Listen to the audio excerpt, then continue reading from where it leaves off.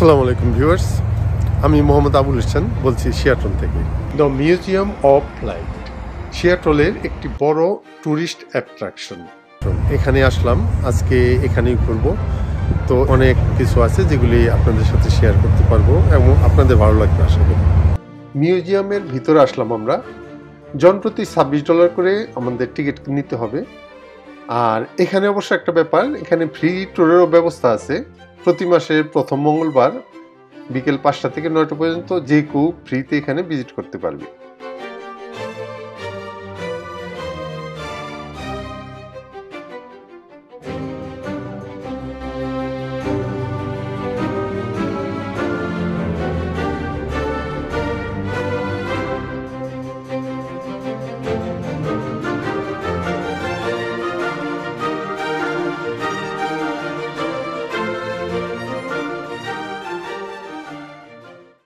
American এয়ারফোর্সের ক্রাফটে এখানে সবচেয়ে বেশি। নিচে যেটা দেখতে পাচ্ছেন, এই যে একটা জেট ফাইটার, পাশে আছে একটা হেলিকপ্টার, সামরিক বাহিনীর হেলিকপ্টার। এরকম অসংখ্য যান এখানে আছে যেগুলো অধিকাংশই যুদ্ধে ব্যবহার হয়।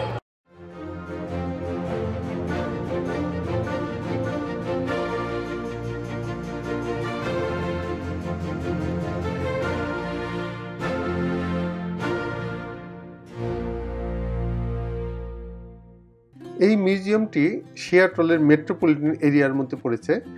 আপনারা জানেন সিয়াটল হলো ওয়াশিংটনের একটি বড় শহর।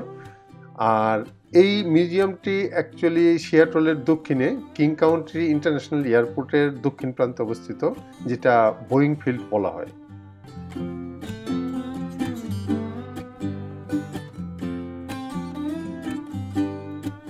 (1965) সালে এই মিউজিয়ামটি প্রতিষ্ঠিত হয়েছিল।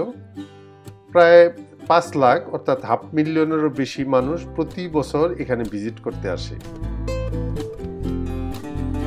এই সমস্ত ঝুলন্ত বিমানের মধ্যে কিছু কিছু আছে বেশ ওজন, 8-9 টনের উপরেও আছে, যেগুলি ঝুলিয়ে রাখা হয়েছে এখানে।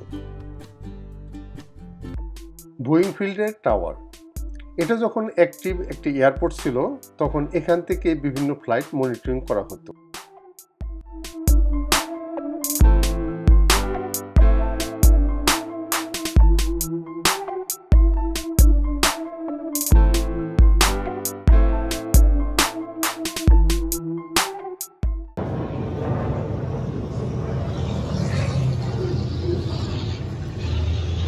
সালে রাইট ব্রাদার্স যেই প্লেন তৈরি করছিল, সেই প্লেনেরই একটি মডেল আমার পিছনে। রাইট ব্রাদার্সের তৈরি করা এই প্লেনের মডেলটি অরিজিনালি তৈরি হয়েছিল 1903 সালে। অরভিল রাইট এবং উইলবার রাইট দুইজনই ছিলেন আমেরিকার ইঞ্জিনিয়ার। এই দুই ভাই মিলে 1903 সালে সর্বপ্রথম এই উড়োজাহাজের মডেলটি তৈরি করেছিলেন এবং 1903 সালের 17 ডিসেম্বর এটা আনুষ্ঠানিকভাবে ফ্লাই করা হয়েছিল।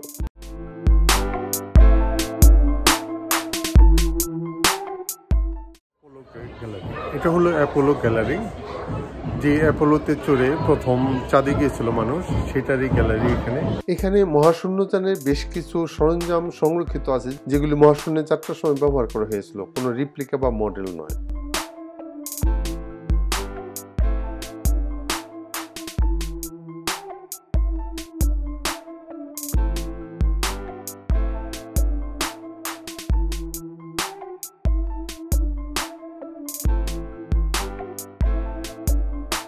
লুনার রোভিং ভেহিকেল, এটি একটি ব্যাটারি চালিত যান যেটা 4 চাকায় চলে। এরকম 3টি যান এখনো চাঁদের মধ্যে আছে, যেগুলি নভোচারীরা ব্যবহার করেছিল।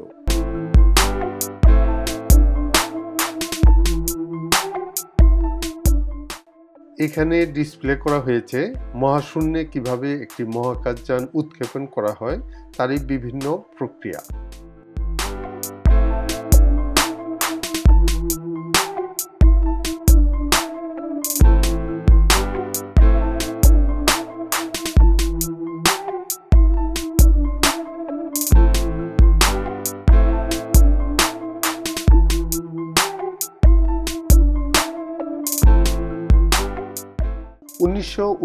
সালের 20 জুলাই আমেরিকান অ্যাপোলো 11 করে নীল আর্মস্ট্রং সর্বপ্রথম চাঁদের বুকে পা রাখেন। নীল আর্মস্ট্রংয়ের সঙ্গে সঙ্গী ছিলেন বাজ অলড্রিন। ওনারা দুজনেই ছিলেন আমেরিকান নাগরিক।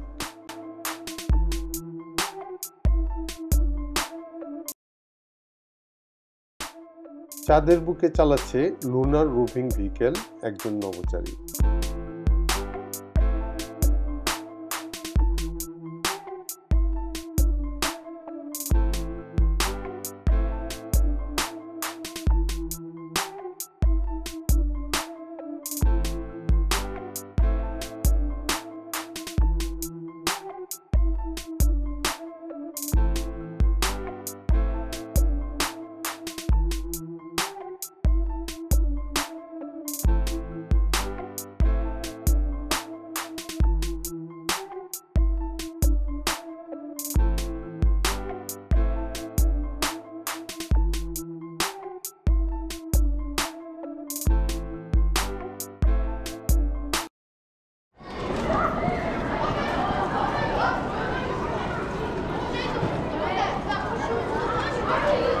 এখানে অধিকাংশ স্টুডেন্টরা আসছে বিভিন্ন স্কুল থেকে, শিক্ষা সফর যেটাকে আমরা বলি, সেই শিক্ষা সফর আসছে, সাথে গার্জিয়ান আছে, টিচাররা আছে। আর এটা হলো মূলত বাচ্চাদের জন্য আর্ট অ্যান্ড ফ্লাইট জোন।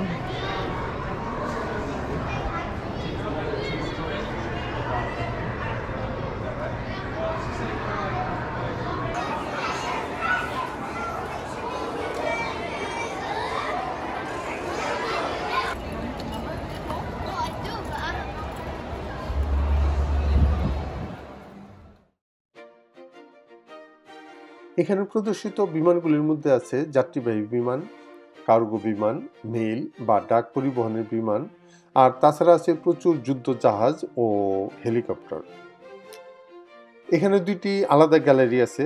প্রথম ও দ্বিতীয় বিশ্বযুদ্ধের বিভিন্ন প্লেন বা ফাইটার ওখানে প্রদর্শন করা আছে, একটু পরে দেখতে পাবেন।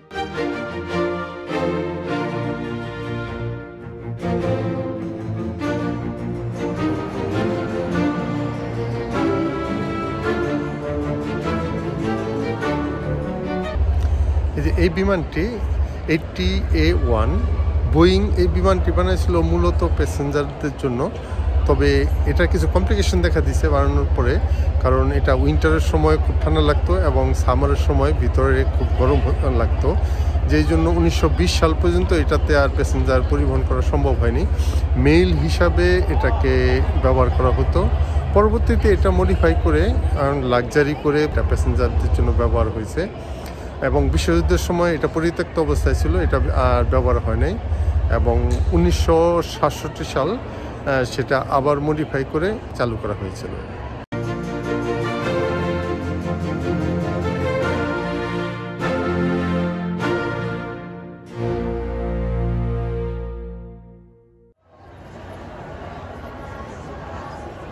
(1928) সালে এটি তৈরি করেছিল বোয়িং 100 মডেলের এই যুদ্ধ বিমানটি।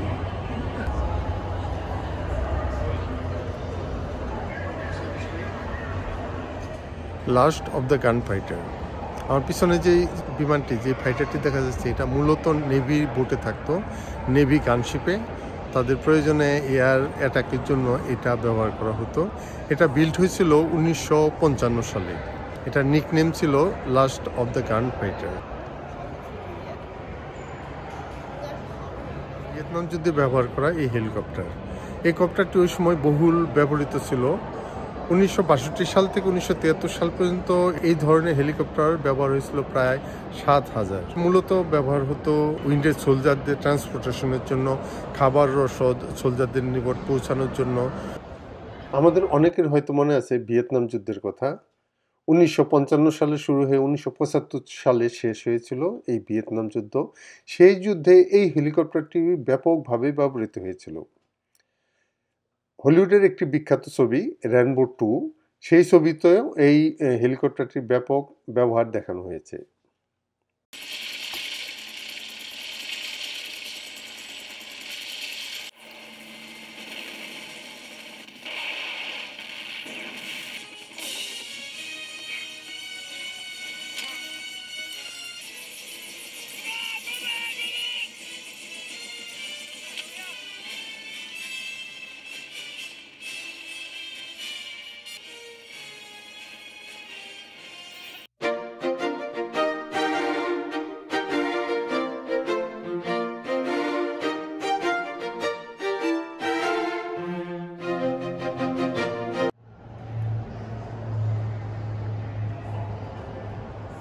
এটা হলো MiG-15 রাশিয়ান ফাইটার বিমান।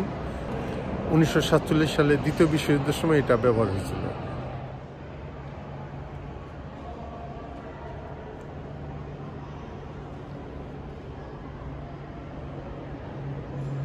অ্যামেলিয়া ইয়ারহার্ট ছিলেন একজন মার্কিন বৈমানিক, পাশাপাশি তিনি একজন লেখিকাও ছিলেন। তিনি আটলান্টিক মহাসাগরের উপর দিয়ে বিমান উড়িয়ে নিয়ে যাওয়া প্রথম মহিলা পাইলট। এই কৃতিত্বের জন্য তিনি তখন মার্কিন যুক্তরাষ্ট্রের ডিস্টিংগুইশড ফ্লাইং ক্রস পুরস্কার পান। এছাড়াও তার রেকর্ডে আছে প্রচুর অর্জন। 1937 সালে ইয়ারহার্ট পৃথিবীর প্রদক্ষিণ করার জন্য বিমান নিয়ে ফ্লাই করেন এবং প্রশান্ত মহাসাগরের উপর দিয়ে যাওয়ার সময় তিনি নিখোঁজ হয়ে যান। তার এই নিখোঁজ হয়ে যাওয়ার বিষয়টি এখনো সবার নিকট রহস্যময় হয়ে আছে।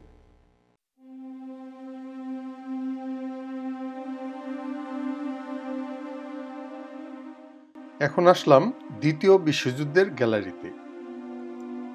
পূর্ব এশিয়ায় একচ্ছত্র আধিপত্য বিস্তারের লক্ষ্যে জাপান 1937 সালে প্রজাতন্ত্রী চীনে আক্রমণ করে। পরবর্তীতে 1939 সালের 1 সেপ্টেম্বর জার্মানি আক্রমণ করে পোল্যান্ড। তারই ফলশ্রুতিতে ফ্রান্স এবং যুক্তরাজ্য অর্থাৎ ইংল্যান্ড জার্মানির বিরুদ্ধে যুদ্ধ ঘোষণা করে। এর মধ্য দিয়ে সূচনা হয় দ্বিতীয় বিশ্বযুদ্ধের।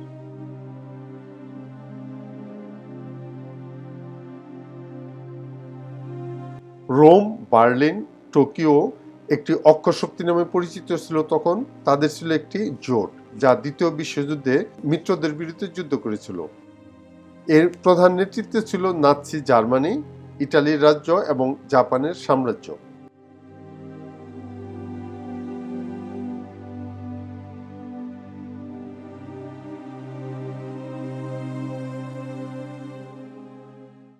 দ্বিতীয় বিশ্বযুদ্ধ ছিল বিশ্ব ইতিহাসের সবচেয়ে ভয়ানক যুদ্ধ।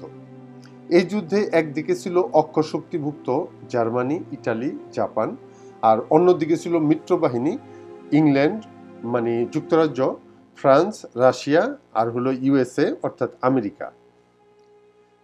যুদ্ধের চূড়ান্ত পর্যায়ে মিত্রশক্তির কাছে জার্মান নেতৃত্বাধীন অক্ষশক্তি পরাজিত হয়। 1939 সালে শুরু হওয়া এই দ্বিতীয় বিশ্বযুদ্ধ শেষ হয় 1945 সালে।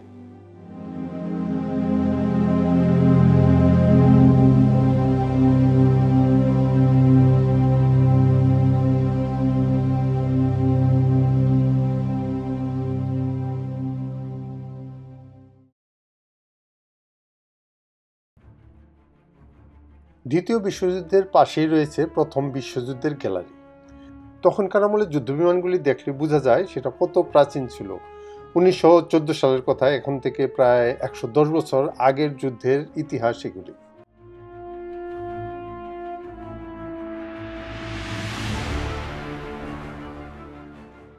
প্রথম বিশ্বযুদ্ধে এক পক্ষে ছিল উসমানীয় সাম্রাজ্য, অস্ট্রিয়া হাঙ্গেরি সাম্রাজ্য, জার্মানি ও বুলগেরিয়া, যাদের বলা হতো কেন্দ্রীয় শক্তি। আর অপরপক্ষে ছিল মিত্রশক্তি সার্বিয়া, রাশিয়া, যুক্তরাজ্য অর্থাৎ England, France, Japan, Italy, Romania ও মার্কিন যুক্তরাষ্ট্র অর্থাৎ আমেরিকা। এই প্রথম বিশ্বযুদ্ধ ছিল ইতিহাসের সবচেয়ে বড় যুদ্ধ। বিশ্বের বড় শক্তিগুলি দুটি বিরোধী জোটে বিভক্ত হয়ে যায়। মিত্রশক্তির মধ্যে ছিল ব্রিটিশ সাম্রাজ্য, ফ্রান্স, রাশিয়া সাম্রাজ্য, আর কেন্দ্রীয় শক্তিতে ছিল জার্মানি এবং অস্ট্রিয়া হাঙ্গেরি সাম্রাজ্য আর উসমানীয় সাম্রাজ্য।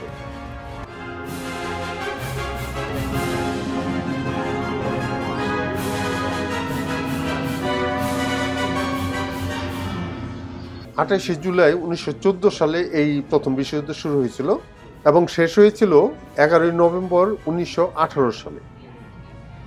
1914 সালের 28শে জুন অস্ট্রিয়া হাঙ্গেরি সাম্রাজ্যের উত্তরাধিকারী আর্চ ডিউক ফ্রান্স হত্যাকাণ্ডের মধ্য দিয়ে শুরু হয় প্রথম বিশ্বযুদ্ধ।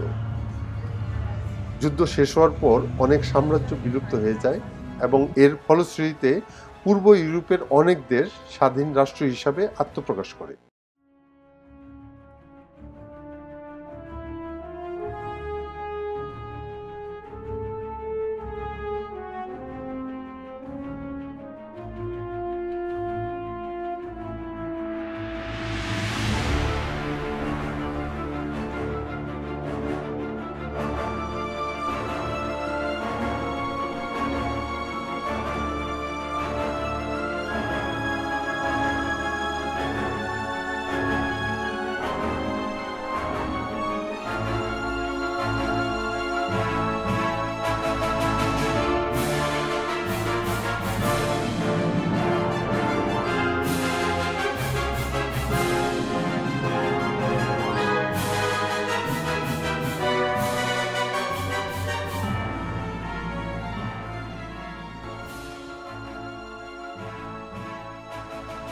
ভিউয়ার্স, ভিডিওটি কেমন লাগলো অবশ্যই কমেন্ট করে জানাবেন, আর ভালো লাগলে সাবস্ক্রাইব করতে ভুলবেন না। সেই সাথে বেল আইকনটিও ক্লিক করে রাখুন যাতে আমার নতুন ভিডিওর নোটিফিকেশন যথাসময়ে আপনাদের নিকট পৌঁছে যায়। দেখা হবে পরবর্তী কোনো নতুন এপিসোডে। সেই পর্যন্ত সবাই সুস্থ থাকবেন, ভালো থাকবেন। আল্লাহ হাফেজ।